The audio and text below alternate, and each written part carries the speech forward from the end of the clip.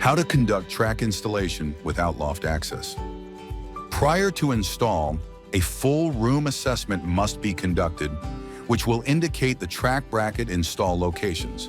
During a perpendicular to joist install, the brackets must be installed in the center between spanning joists.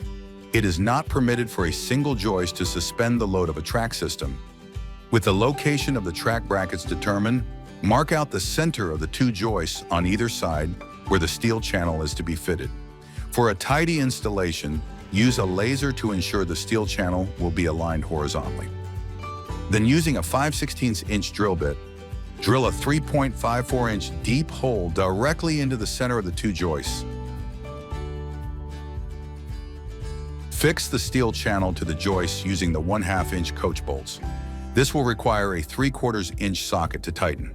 Ensure to place the 1/2-inch penny washer onto the coach bolt during fitment. Next, insert the spring channel nut into the steel channel, a line where the track bracket is to be located. The spring channel nut is locked in place by rotating 90 degrees within the steel channel. Ensure that the spring is facing upward. Align the track bracket directly under the spring channel nut and angle the track bracket in the direction the track is spanning. Secure the track bracket with the 1/2-inch by 1/1/2-inch hex bolt. After this, fit the steel channel end caps and bottom capping to the steel channel to close of the assembly. These must be cut to size. Repeat the process for every bracket within the track install. Note: 110mm brackets are to be used when linking two tracks together. To fit the track, raise the track up to the brackets and fit the track wedges in place. The wedges should be directed into the track bracket in opposite directions on either side.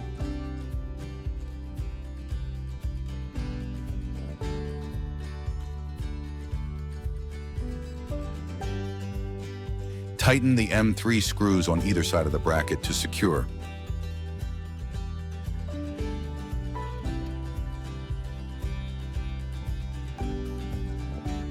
Repeat these steps for the other track brackets. Where tracks are aligning, file the internal edge when required. This allows for smooth transitioning when the lift is traversing along the system. To add an additional track, use a 110mm bracket with 110mm wedges in between the two tracks and add track locks in front of each track wedge.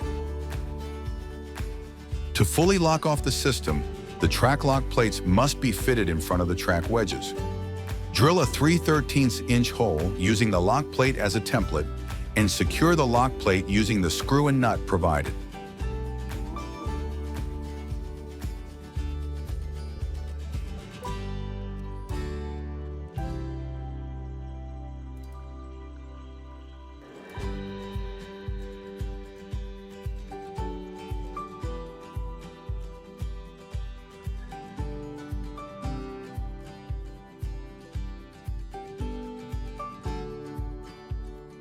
Repeat on opposite track end in front of the track wedge.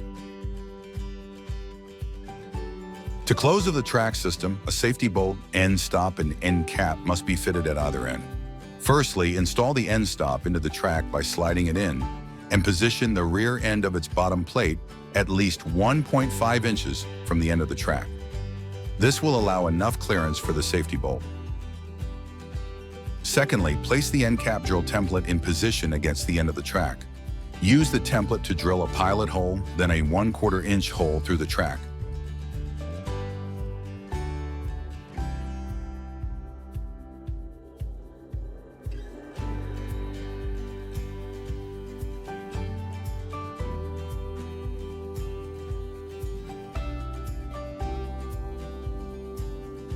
Last, place the end cap into the track and secure in place by placing the M6 bolt through the track and secure on the other side using the provided nut. The white caps must be fitted for tidy installation.